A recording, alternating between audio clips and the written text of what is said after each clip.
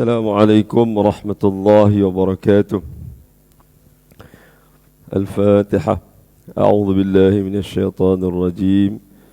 بسم الله الرحمن الرحيم. الحمد لله رب العالمين الرحمن الرحيم مالك يوم الدين. إياك نعبد وإياك نستعين. اهدنا الصراط المستقيم صراط الذين أنعمت عليهم غير المغضوب عليهم ولا الضالين آمين. إن الحمد لله نحمده ونستعينه ونستهديه ونستغفره ونعوذ بالله من شرور أنفسنا ومن سيئات أعمالنا. من يهده الله فلا مضل له ومن يضلله فلا هادي له. أشهد أن لا إله إلا الله وحده لا شريك له وأشهد أن محمدا عبده ورسوله. هو الذي أرسل رسوله بالهدى ودين الحق ليظهره على الدين كله ولو كره المشركون. أعوذ بالله من الشيطان الرجيم. فاتقوا الله ما استطعتم واسمعوا وأطيعوا وأنفقوا خيرا لأنفسكم ومن يوق شح نفسه فأولئك هم المفلحون. صدق الله العظيم. Alhamdulillah, syukur kita kepada Allah Subhanahu wa taala pada tengah hari ini kita sama-sama dapat berkumpul di rumah Allah Subhanahu wa taala untuk sama-sama kita menunaikan kewajipan kita sebagai seorang yang mukallaf yang menjunjung perintah Allah Subhanahu wa taala. Insya-Allah pada petang ini, pada tengah hari ini, sebelum berkumandangnya azan zuhur, kita sama-sama untuk mengisi masa yang ada untuk sama-sama kita berkongsi beberapa perkara dan nasihat daripada Allah Subhanahu wa taala, peringatan daripada Allah taala dan juga Nabi SAW berkenaan dengan sifat bakhil dan galakkan menginfakkan harta. Tuan-tuan yang dirahmati Allah, sebelum kita pergi kepada perbincangan kita pada hari ini, suka untuk sama-sama kita mengingatkan diri kita bahawasanya kita masih berada pada bulan-bulan haram yang disebutkan oleh Allah Subhanahu wa taala, minha arba'atun hurum. 4 bulan haram ini disebutkan oleh Nabi SAW, iaitu Zulqa'dah, Zulhijjah, Muharram dan juga yang sedang kita berada sekarang ini iaitu Rajab. Maka kata Imam Ibn Kathir dalam menafsirkan ayat minha arba'atun hurum, di kalangan ataupun 12 bulan yang Allah Subhanahu wa taala ciptakan semasa Allah Subhanahu wa taala menciptakan langit dan bumi itu, maka di antaranya ada 4 bulan haram.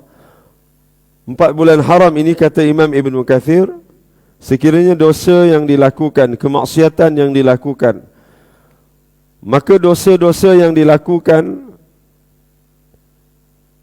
di sisi Allah Subhanahu wa taala itu dosanya lebih besar berbanding dengan bulan-bulan yang lain. Kejahatan, keburukan yang dilakukan ketika bulan-bulan haram ini, maka dosanya lebih besar berbanding dengan bulan-bulan yang lain. Begitu juga kata Imam Ibn Kathir, orang-orang yang melakukan ketaatan, yang melakukan kebaikan, yang melakukan amal-amal saleh pada bulan-bulan haram ini, maka akan dilipat gandakan ganjaran pahalanya. Pahalanya berbeza berbanding dengan bulan-bulan yang lain. Jadi kita ambil peluang dan ruang ini untuk kita sama-sama memperbanyakkan amal ibadah kita. InsyaAllah pada bulan Rajab ini, hari ini masuk 26 Rajab lah tuan-tuan.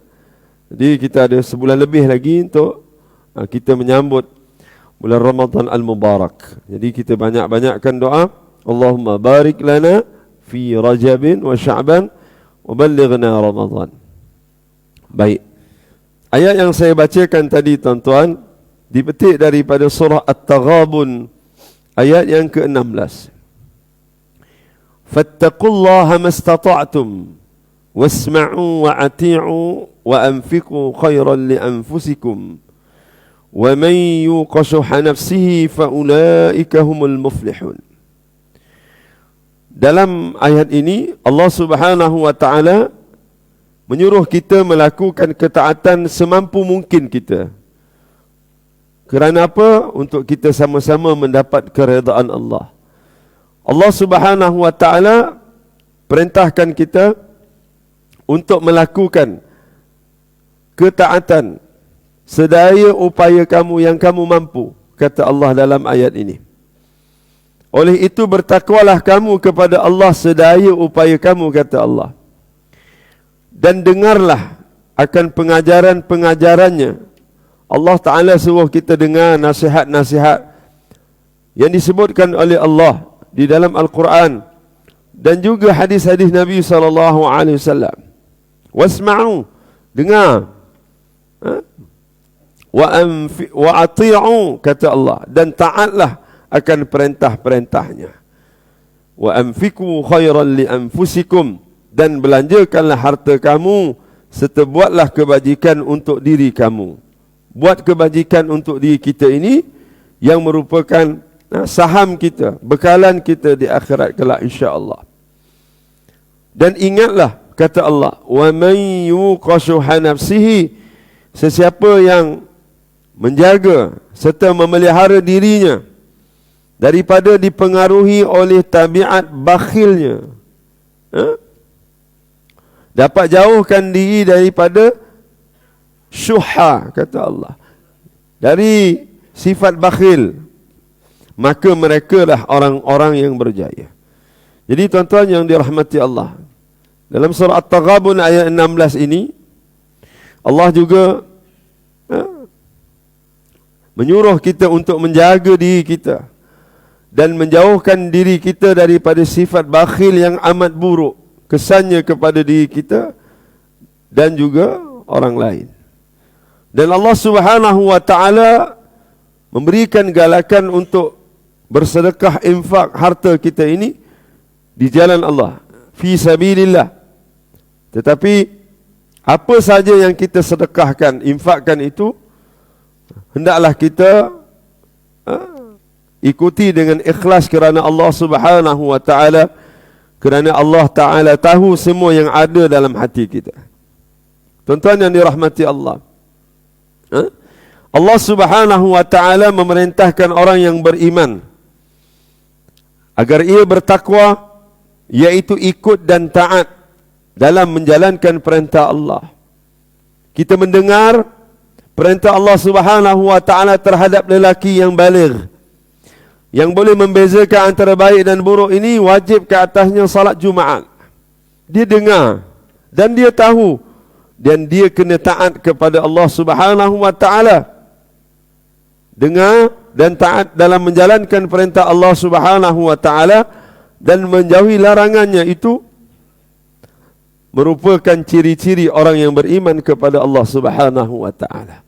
Tuan-tuan yang dirahmati Allah, kalau kita lihat bagaimana susunan ayat-ayat Al-Quran, susunan surah Al-Quran,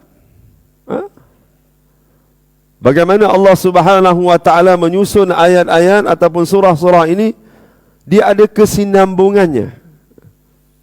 Dia ada kesinambungannya. Tuan-tuan, kalau ada Al-Quran, tuan-tuan semak. Bersempena dengan bulan Rejab ini. Bulan Rejab ini antara peristiwa besar yang berlaku, iaitu peristiwa Isra' wal Mi'raj. Berlaku pada malam 27 Rejab, tahun ke-10, atau ada segelintirnya menyebutkan tahun yang ke-12 kenabian Nabi SAW. Berlaku khilaf, berlaku pendapat-pendapat para alim ulama berkenaan dengan bila berlakunya Isra' wal Mi'raj. Tuan-tuan yang dirahmati Allah, kalau kita tengok surah Al-Isra' ini, Surah Al-Isra ini adalah surah yang ke-17 di dalam Al-Quran. Tuan-tuan lihat, kalau ada dalam Al-Quran, dalam handphone tuan-tuan, tolong buka. Tuan-tuan lihat, dalam surah Al-Isra ini, cerita tentang Isra ini hanya satu ayat saja. Hanya satu ayat saja. Yaitu ayat Subhanalladzi asra bi'abdihi laylan minal masjidil haram ilal masjidil aqsa, ilal akhir ayat. Sampai habis ayat. Satu ayatnya daripada jumlahnya 111 ayat. Tuan-tuan tengok surah sebelumnya. Surah sebelumnya surah An-Nahli. Surah An-Nahli ayat yang terakhir, dua yang terakhir tuan-tuan lihat, ayat 127 dan 128. Allah Ta'ala kata apa? Wasbir wa ma sabruka illa billah wa la tahzan alaihim wa la taku fi dhaikim mimma yamkurun innallaha ma'al ladhina attaqaw wal ladhina hum muhsinun, kata Allah. Jadi dalam ayat ini tuan-tuan lihat, Allah Subhanahu wa taala nasihatkan Nabi, dan bersabarlah wahai Muhammad terhadap perbuatan golongan-golongan yang ingkar itu. Allah Ta'ala nasihatkan Nabi sabar dengan perangai kaum kafir musyrik yang menekan Nabi SAW ketika di Mekah. Dan tiadalah berhasil kesabaranmu melainkan dengan memohon pertolongan Allah Ta'ala. Wala tahzan, kata Allah. Jangan kamu berduka cita wahai Muhammad atas kedegilan orang-orang kafir musyrik yang menekan kamu. Dan janganlah engkau terhimpit dada disebabkan tipu daya yang mereka lakukan. Sesungguhnya Allah beserta orang-orang yang bertakwa dan orang-orang yang berusaha memperbaiki amalannya. Allah ceritakan dan Allah nasihat Nabi sabar dengan ujian-ujian yang Allah Ta'ala berikan kepada Nabi SAW dalam menyebarkan dakwah. Nabi diseksa, ditekan, ditambah pula dengan kematian pakcik Nabi, Abu Talib, yang merupakan pembesar ketika itu.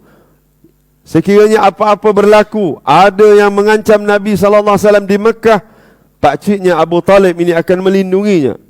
Berlaku pula kematian kepada Siti Khadijah binti Khuwailid, yang menenangkan Nabi SAW ketika di dalam rumah.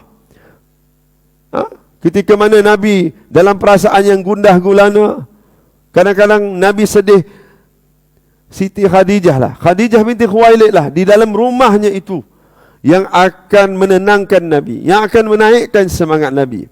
Bila berlaku kematian ke atas dua hamba Allah ini yang begitu rapat, yang memberi galakan kepada Nabi di luar Abu Talib, di dalam rumah Khadijah binti Khuwailid. Dua-dua orang ini meninggal dunia. Nabi tak ada tempat nak mengadu. Kemudian berlaku pula peristiwa Nabi diseksa begitu teruk, diancam, dibaling batu ketika Nabi berdakwah di Taif, sehingga malaikat buat tawaran kepada Nabi SAW, wahai Muhammad, kamu nak aku terbalikkan penduduk Taif ini, bumi Taif ini nak aku terbalikkan, aku boleh buat. Nabi bersandar di bawah satu pohon. Nabi kata, biarkan, mungkin anak cucu mereka akan faham akan agama ini. Tuan-tuan, berkat doa Nabi dan berkat sabar Nabi SAW, tuan-tuan tengok penduduk Taif sekarang ini, semuanya, tuan-tuan, semuanya mengikut ajaran yang ditinggalkan oleh Nabi SAW. Ini Nabi sedih, Nabi dihimpit, tuan-tuan. Allah Ta'ala kata, sabarlah Muhammad, sabarlah, kerana sabar yang kamu lakukan ini kerana Allah Ta'ala. Sabar dengan perangai-perangai manusia ini, dan jangan kamu kecewa, jangan sedih, berduka cita atas kedegilan mereka. Lalu Allah Ta'ala turunkan ayat Subhanalladzi asra bi'abdihi. Lalu Allah Ta'ala ceritakan bagaimana Allah Ta'ala jalankan Nabi SAW daripada Masjidil Haram ke Masjidil Aqsa. Daripada Masjidil Aqsa naik ke langit dunia sehinggalah ke Sidratul Muntaha untuk rawat Nabi SAW. Itu kesinambungan, tuan-tuan. Susunan surah ini yang begitu baik. Sama juga tuan-tuan kalau kita lihat surah Al-Fatihah yang kita baca saban hari. Tuan-tuan, doa, ada doa, satu doa pada ayat yang ke-6. Ihdinas siratal mustaqim. Kita doa pada Allah, tuan-tuan. Kalau kita dengar tuan-tuan imam kita baca, kita aminkanlah secara perlahan. Amin. Doa. Ini doa kita. Ya Allah, tunjukkanlah aku jalan yang lurus. Allah Ta'ala bagi jawapannya. Kamu nak jalan yang lurus. Bagaimana jalan orang yang lurus itu? Allah Ta'ala turunkan suratul Baqarah.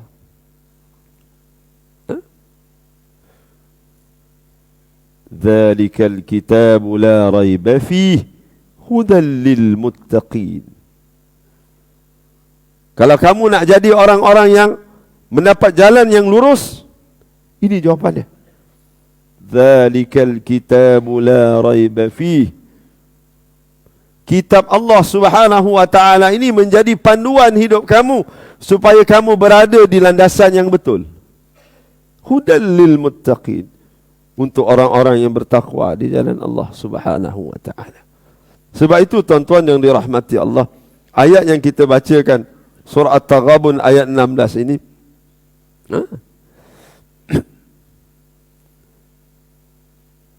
menunjukkan rahmat Allah Subhanahu wa taala ke atas hamba-Nya.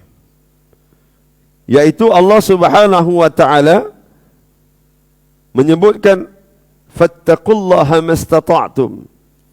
Mengikut sekadar kemampuan kamu. Kita tak boleh baca Al-Quran satu juzuk satu hari, tuan-tuan. Cukuplah 10 muka.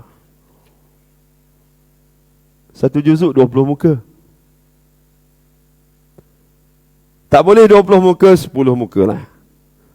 Tak boleh 10 muka, Ustaz, saya sibuk. Macam-macam kerja saya, tak sempat. Bacalah 5 muka. Ustaz, 5 muka tak sempat, Ustaz. Bisnes saya masuk. Trade saya daripada international trade ni, tak boleh tak sempat, Ustaz. Tak sempat. Tak apalah 5 muka tak sempat. 1 muka sempat. 1 muka pun tak sempat, Ustaz. 1 muka tak sempat. 1 ayat sempat pun tak sempat. Tuan-tuan, ni muhasabah untuk diri kita. Kalau kita tak boleh buat banyak, buatlah sekadar mana yang kita mampu. Dalam bulan Rajab ini dah 26 hari antara bulan-bulan yang digalakkan untuk kita berpuasa sunat. Kita tanya diri kita, dah 26 hari ni bulan Rajab, berapa hari puasa sunat? Tanya diri kita lah, jangan tanya orang sebelah. Tanya orang sebelah, berapa hari dah puasa? Aku tak nak sebut, nanti riak, padahal tak puasa juga. Tak boleh buat banyak-banyak, memperbanyakkan puasa, jangan tinggalkanlah. Paling kurang buatlah dalam 2 kali ke. Ni nak panaskan enjin ni. Nak latih diri kita ni, tak lama lagi nak puasa.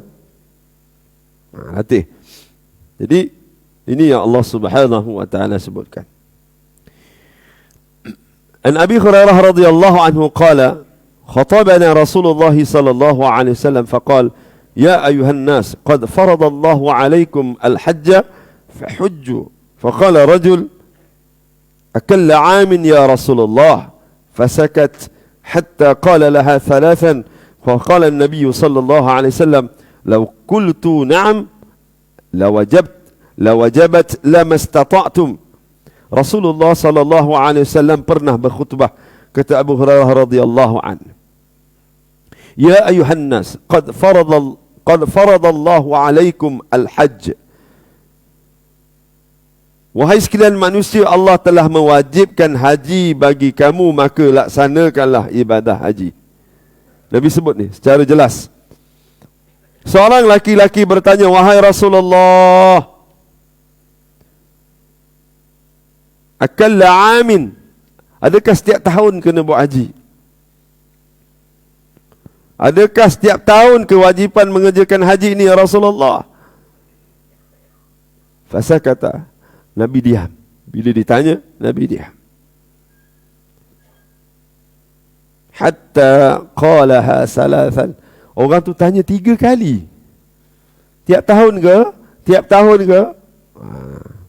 Faqala Nabi sallallahu alaihi wasallam. Kemudian Rasulullah sallallahu alaihi wasallam mengatakan, jika aku mengatakan ya, maka tentu wajib haji setiap tahun. Dan kamu aku tahu tidak mampu, kata Nabi sallallahu alaihi wasallam. Tinggalkanlah, jangan bertanya terhadap sesuatu yang aku biarkan. Maksudnya yang aku diamkan itu jangan tanya. Jangan tanya lagi. Maksudnya Nabi sallallahu alaihi wasallam suruh kita pergi haji ni kalau kita mampu. Kalau kita mampu. Ustaz, saya dah mampu, daftar dah haji, tapi pergi umur saya 170 ni. Nak buat macam mana? Memang kena queue gitulah. Ini daftar pun tidak.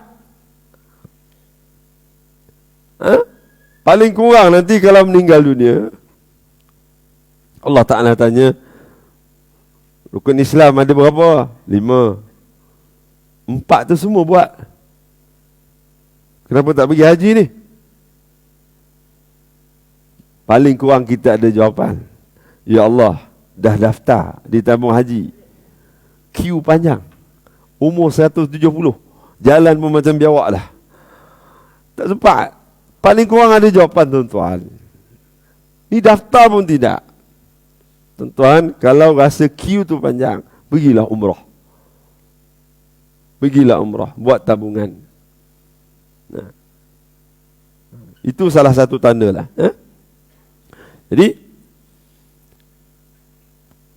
kata Nabi SAW, ma nahaitukum anhu fajtanibu. Sesuatu yang aku larang kamu melakukannya, maka kamu hendaklah jauhinya. Wa ma amartukum bihi fa'tu minhu mastata'tum. Dan apa yang aku perintahkan kepada kamu, hendaklah kamu lakukan sekadar kemampuan kamu.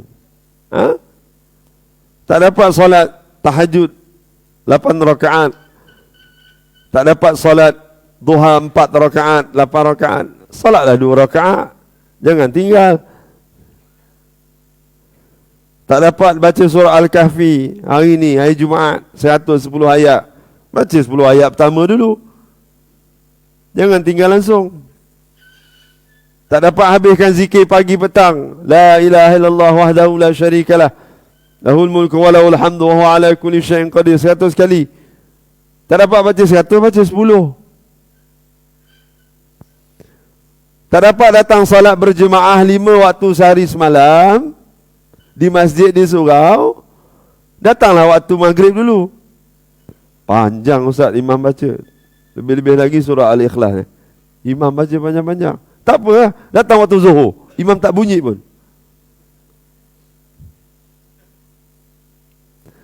Tak boleh datang 5 waktu, tuan-tuan. Dulu sama juga, saya pun sama juga. Pergi zuhur dulu, pergi asar dulu, lepas tu pergi maghrib. Tengok member tak balik, segan pula, lepaklah dulu sampai isyak. Yang paling berat solat subuh lah. Lama kita rasa rugi kalau tinggalkan solat berjemaah di surau masjid. Datanglah tuan-tuan, jangan tinggallah solat berjemaah ini. Fa inna ma ahlaka alladhina min qablikum kathratu masailihim, kata Nabi sallallahu alaihi wasallam. Sesungguhnya orang-orang sebelum kamu telah binasa kerana banyak bertanya dan berselisih dengan para nabinya. Dan Nabi SAW menasihatkan kita, tuan-tuan. Dan Allah Subhanahu wa taala menyebutkan dalam ayat ini, agar kamu dengar dan taat, iaitu menerima arahan syariat Allah Subhanahu wa taala dan mendengar segala nasihat dan pesanan yang dibawa oleh Rasulullah sallallahu alaihi wasallam. Macam peristiwa Isra wal Mi'raj ini, tuan-tuan. Kita kena tahu satu perkara yang sangat penting dalam peristiwa Isra wal Mi'raj ini, adalah peristiwa ini berkaitan dengan akidah, berkaitan dengan pegangan, berkaitan dengan kepercayaan kepada Allah Subhanahu wa taala dan mukjizat Nabi sallallahu alaihi wasallam. Dalil daripada Al-Quran. Berlakunya Isra, diperjalankan Nabi sallallahu alaihi wasallam dengan susuk tubuh Nabi dan ruh Nabi daripada Masjidil Haram ila Masjidil Aqsa, diperjalankan oleh Allah Ta'ala dari Masjidil Haram di Mekah ke Masjidil Aqsa di Palestin. Dalilnya dalam surah Al-Isra ayat 1. Mi'raj, mana dalilnya? Dalam surah An-Najmi, tuan-tuan buka. Ayat 12 hingga 18. Laqad ra'a min ayati rabbihil kubra. Allah Ta'ala sebut, kami memperlihatkan kebesaran kami di langit-langit. Sebab itu, tuan-tuan, orang yang menyanggahi, mempersoalkan, memperlekehkan, tidak percaya tentang Isra wal Mi'raj ini merupakan salah satu mukjizat Nabi sallallahu alaihi wasallam, maka ulama-ulama menghukumkan kufur kepada orang yang sebegini. Kalau adalah, tuan-tuan, generasi-generasi kita ataupun yang akan datang, sebab bila ada peristiwa-peristiwa yang besar ini, perlu diceritakan kepentingannya. Kenapa kena cerita? Sebab itu bila Nabi turun daripada langit, zaman itu, tuan-tuan, Masjidil Haram ke Masjidil Aqsa jaraknya 1200 km lebih. Kenderaan yang canggih ketika itu digunakan keldai, unta. Masa yang diambil untuk berjalan, perjalanan yang diambil daripada Masjidil Haram ke Masjidil Aqsa, jalan sehala 30 hari. Nabi turun daripada langit, turun ke Masjidil Haram, sebut kepada para sahabat, sebut kepada pengikut-pengikut malam tadi, tengah malam aku dibawa oleh Allah Ta'ala, oleh Jibril, daripada Masjidil Haram ke Masjidil Aqsa. Aku naik ke langit dan turun semula sebelum subuh. Kalau tuan-tuan baca sirah, bila Nabi bagi tahu kepada orang-orang yang ikut Nabi SAW ketika itu, ramai yang keluar pada Islam, ramai yang tak ikut Nabi SAW selepas itu, ramai yang murtad, tak percaya.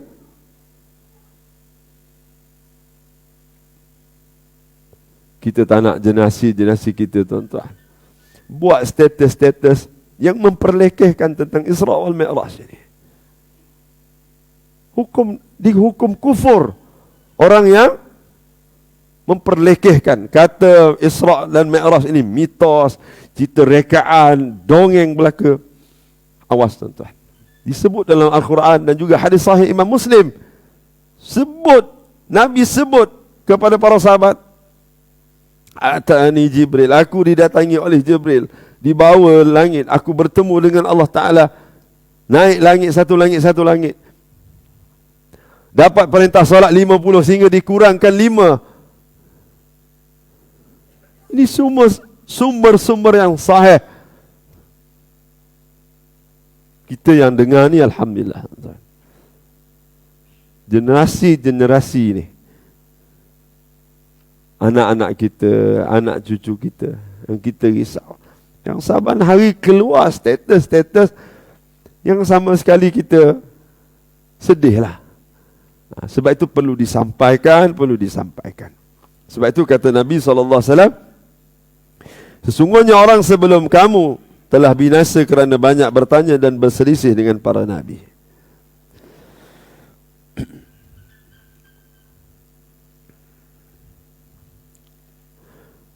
Dan Allah Subhanahu wa taala menyebutkan dalam ayat ini, wa anfiku khairan li anfusikum. Membuat kebajikan untuk diri kita dan membelanjakan harta yang wajib dan sunat kepada kita. Yang wajib apa tuan-tuan? Keluarkan zakat, beri nafkah yang wajib. Yang kita beri nafkah itu merupakan salah satu kefarduan. Bagi nafkah kepada anak-anak isteri kita. Pastikan mereka cukup makan pakai mereka. Utamakan ahli keluarga kita, tuan-tuan. Pastikan anak-anak kita cukup. Dan pastikan sumber-sumber yang kita bawa, yang kita nak suapkan dalam setiap mulut anak-anak kita.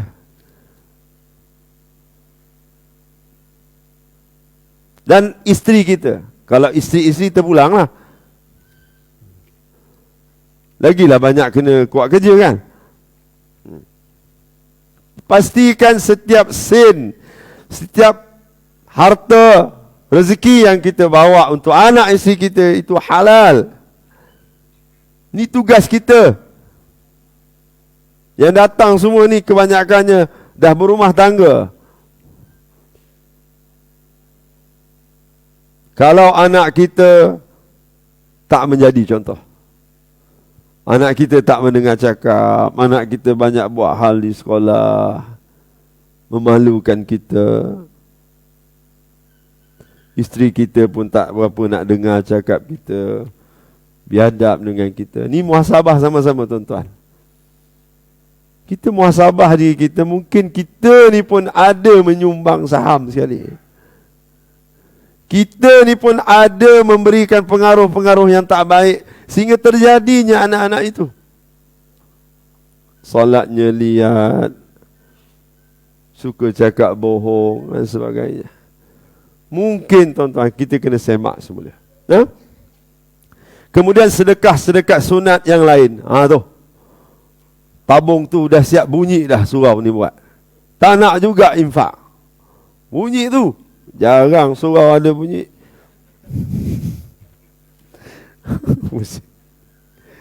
Selagi bunyi tu kena sedekah. Tuan-tuan, ini sedekahlah yang sunat-sunat ni.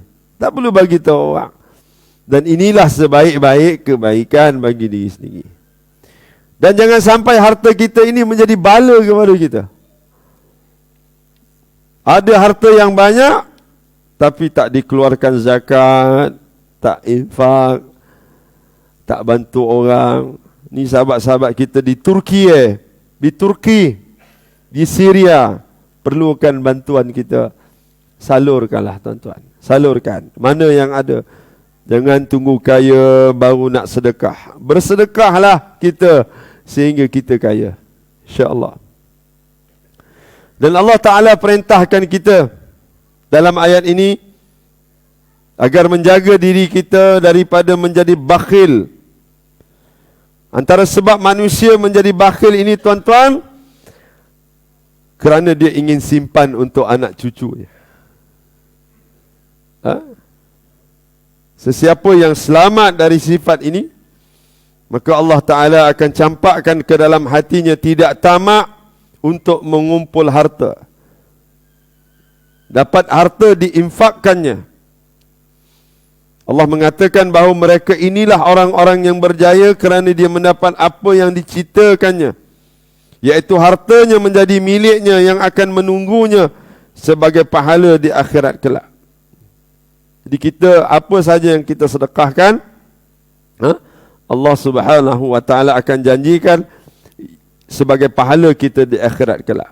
Mungkin ini sedekah kita yang terakhir pada hari Jumaat ni tuan-tuan. Kita tak pasti lagi boleh hidup Jumaat akan datang.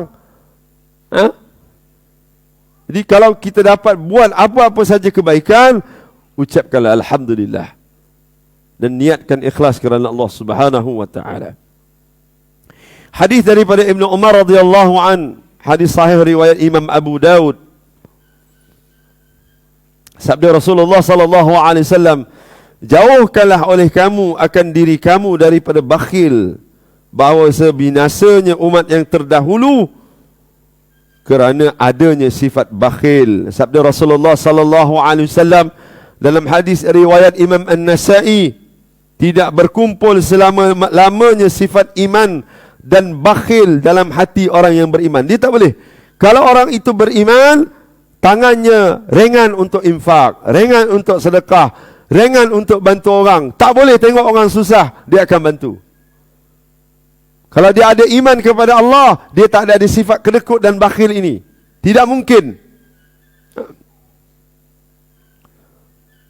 Sedekah yang paling afdal. Apakah sedekah infak yang paling afdal yang disebutkan oleh Nabi SAW? Mudah-mudahan jadi pengajaran dan menjadi kayu pengukur kepada kita.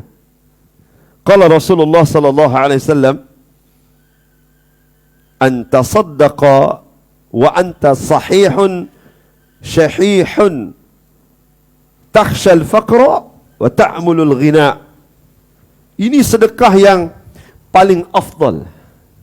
Waktu yang paling afdal untuk kita sedekah, sedekah yang paling besar ganjarannya ialah engkau bersedekah ketika sihat. Waktu kita sihat-sihat ni, ada duit sikit, kita sedekah.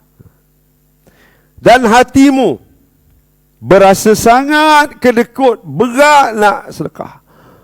Waktu berat itulah yang paling besar ganjaran pahala. Tuan-tuan buka wallet, tu susun duit RM1, RM5, RM10, RM20, RM100, RM50, RM100. Tabung bunyi-bunyi itu lalu, tuan-tuan keluarkan apa? Kalau berat nak keluarkan RM50 tu, tuan-tuan berjaya masukkan dalam tabung, itu ganjaran pahalanya lebih besar. Dan jiwamu sedangkan takut kemiskinan. Kalau infak, rasa tak cukup lah. Ini tuan-tuan, waktu itu sedekah yang afdal. Dan engkau bercita-cita mengharapkan kekayaan. Hadis sahih riwayat Imam Al-Bukhari. Maka jika kita nak sedekah, sedekahlah ketika kita masih sihat dan perlukan harta itu. Dan bukan tunggu ketika kita sakit, bukan ketika kita nak meninggal dunia, kita pesanlah sedekahlah, sedekah. Tak, waktu kita sihat. Waktu kita sihat.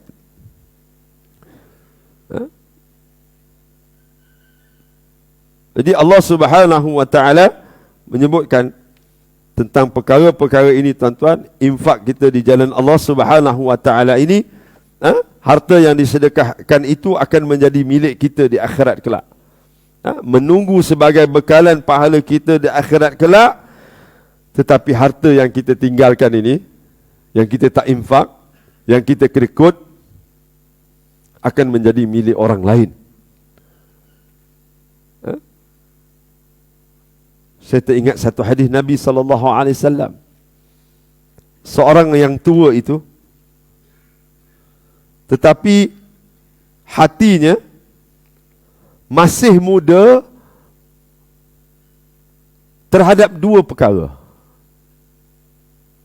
Walaupun dia dah berusia, dah tua-tua ni ustaz, nak buat apa lagi? Tak. Nabi sebut ni, ada dua benda. Walaupun dia dah berusia, dah berumur. Dalam arti kata lain, orang kata dah otai lah, dah veteran lah. Tapi kecintaannya terhadap dua perkara ini tidak boleh dinafikan sama sekali. Yang pertama, hubbul mal, suka kepada harta-harta. Jangan tipulah tuan-tuan. Siapa tak suka harta? Kalau tuan-tuan tak suka, bagi saya. Kan? Yang kedua, utulul umur, suka kepada umur-umur yang panjang. Kalau boleh dia nak hidup lama lagi. Dan kita doa pada Allah, kita orang yang ada kelebihan yang Allah Ta'ala berikan, harta, rezeki yang lebih, kita bantulah tuan-tuan. Wa anfiqu mimma razaqnahum. Allah Ta'ala suruh infak sebahagian, bukan semua. Allah tahu kelemahan hamba-hambanya. Kita tak sekuat Sayyidina Abu Bakar As-Siddiq. Kita tak sekuat Abdul Rahman bin Auf yang sedekahkan banyak. Abdul Rahman bin Auf sedekahkan banyak hartanya, infak.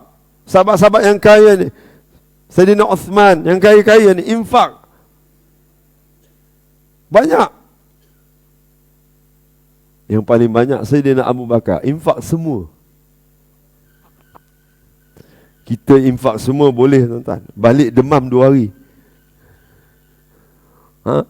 Tersalah masuk duit pun, tadi nak masuk RM1, termasuk 100. Panas badan tu, balik ni. Kita tak sekuat itu. Jadi Allah Ta'ala sebut dalam surah At-Taghabun ayat 16 ini, buatlah kemampuan kamu, ikut kemampuan kamu. Ibadah, apa saja amal saleh yang kamu mampu lakukan, kamu lakukan. Jangan tinggalkan kalau kamu tak mampu. Jangan tinggalkan semua kalau kamu tak mampu buat semua. Buatlah sebahagian daripadanya. Dan infak di jalan Allah Subhanahu wa Ta'ala ini dan sedekah jariah ini, mudah-mudahan menjadi saham kita di akhirat kelak. Dan apa yang kita infakkan ini di jalan Allah Subhanahu wa Ta'ala, ikhlas kerana Allah Ta'ala, akan menjadi hak milik kekal kita di akhirat kelak. Mudah-mudahan ada kebaikan untuk kita bersama. Aqulu qouli hadza wa astaghfirullahal azim li wa lakum. Assalamualaikum warahmatullahi wabarakatuh. Kita sudahkan dengan tasbih kafarah. Subhanakallahumma bihamdika asyhadu an la ilaha illa anta astaghfiruka wa atubu ilaik. Wal 'asri innal insana lafi khusr illa allazina amanu wa 'amilus. Taqabbalallah.